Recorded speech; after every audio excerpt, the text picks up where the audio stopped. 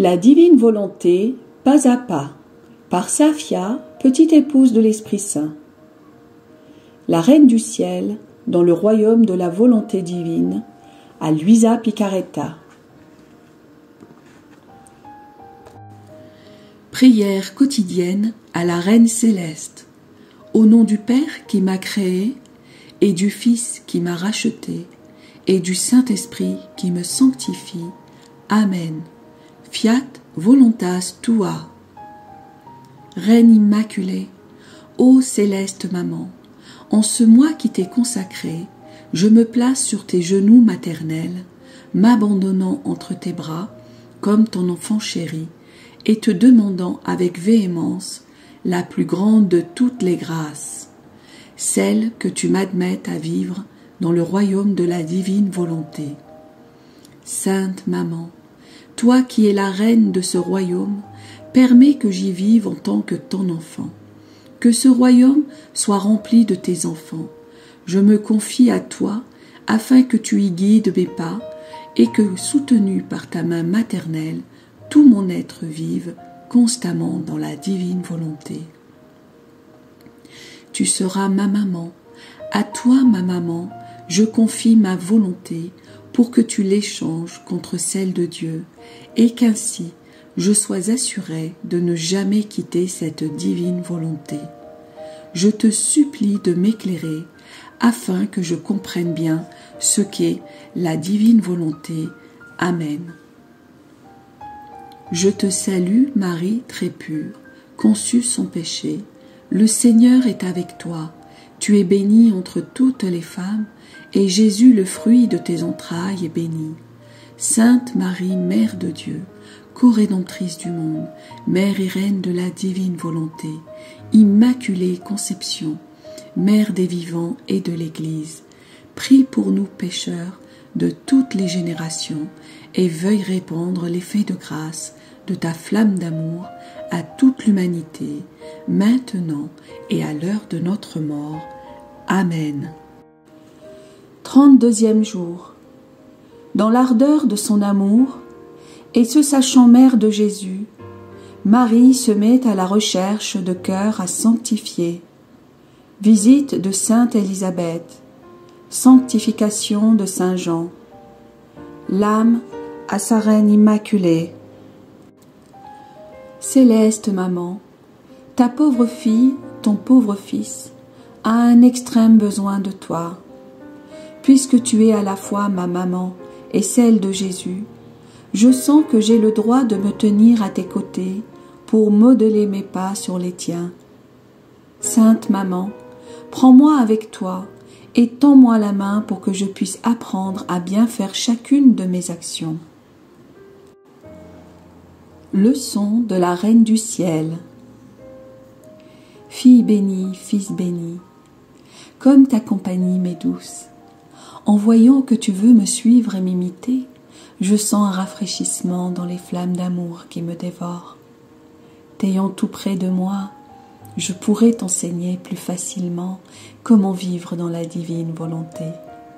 Écoute-moi bien, quand je suis devenue la maman de Jésus et la tienne, mes océans d'amour ont doublé, et ne pouvant les contenir, j'ai senti le besoin de les déverser à l'extérieur, et même au prix de grands sacrifices, d'être la première porteuse de Jésus aux créatures. Mais qu'est-ce que je dis? Sacrifice? Lorsqu'on aime véritablement, les sacrifices et les souffrances sont des rafraîchissements et des moyens de déverser son amour. Ô ma fille, mon fils, si tu n'expérimentes pas les bienfaits des sacrifices, si tu n'éprouves pas les joies intimes qu'ils donnent, c'est un signe que ton âme n'est pas totalement remplie de l'amour divin et que la divine volonté ne règne pas comme une reine en toi. Elle seule peut donner une telle force à l'âme, la rendre invincible et la rendre capable de supporter n'importe quelle souffrance. Pose ta main sur ton cœur et observe combien de vide d'amour s'y trouve. Cet amour-propre secret se trouble à chaque petite contrariété, ces petits attachements pour les personnes et les choses, cette lassitude de faire le bien, cet agacement causé par ce qui n'est pas à ton goût. Voilà autant de vide et d'amour dans ton cœur. Pareil à des petites fièvres, ils te privent de la force et du désir d'être rempli par la divine volonté. Oh, si tu combles ces vides d'amour, comme tu sentiras toi aussi la vertu rafraîchissante et conquérante des sacrifices. Ma fille, mon fils, donne-moi ta main et suis-moi pendant que je vais continuer à te donner mes leçons. Accompagné de Saint Joseph, j'ai quitté Nazareth pour me rendre en Judée, affrontant un long voyage à travers les montagnes pour visiter Élisabeth, qui, malgré son âge avancé, était miraculeusement devenue maman. Je me rendais chez elle, non pas simplement pour lui rendre visite, mais surtout parce que je brûlais du désir de lui apporter Jésus. La plénitude de grâce, d'amour et de lumière que je ressentais me poussait à porter et à multiplier au centuple la vie de mon fils chez les créatures. Oui, ma fille, mon fils, l'amour maternel que j'avais pour toute l'humanité, et pour toi en particulier, était tellement grand que je sentais l'extrême besoin de donner mon cher Jésus à tous, afin que chacun puisse le posséder et l'aimer. Le statut de mère qui m'avait été accordé par le fiat me conférait le pouvoir de multiplier Jésus autant de fois qu'il y a de créatures désirant le recevoir. C'était le plus grand des miracles que je pouvais accomplir. Donner Jésus à qui le désirait. Comme j'étais heureuse et comme j'aimerais que toi aussi, ma fille, mon fils, en approchant et visitant les gens, tu sois porteuse de Jésus et impatiente de le faire connaître et aimer. Après plusieurs jours de voyage, nous sommes finalement arrivés en Judée et je me suis hâtée vers la maison d'Élisabeth. Elle m'a salué le cœur en fête. Avec les souhaits que je lui ai donnés, un phénomène merveilleux s'est produit. Mon petit Jésus exulta dans mon sein, et fixant le petit Jean dans le sein de sa maman, avec les rayons de sa divinité, il le sanctifia, lui donna l'usage de sa raison, et lui révéla qu'il était le Fils de Dieu.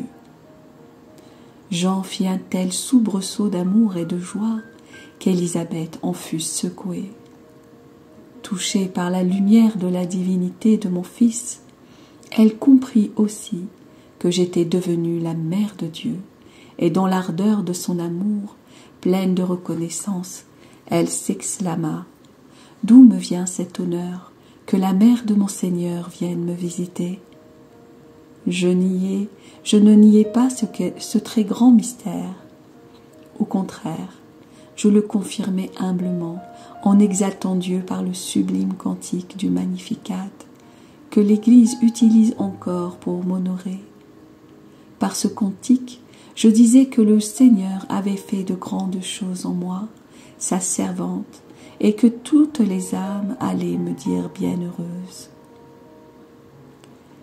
Ma fille, mon fils, je me sentais dévorée par le désir de répandre les flammes d'amour qui me consumaient, de révéler mon secret à Élisabeth, qui désirait ardemment, elle aussi, la venue du Messie.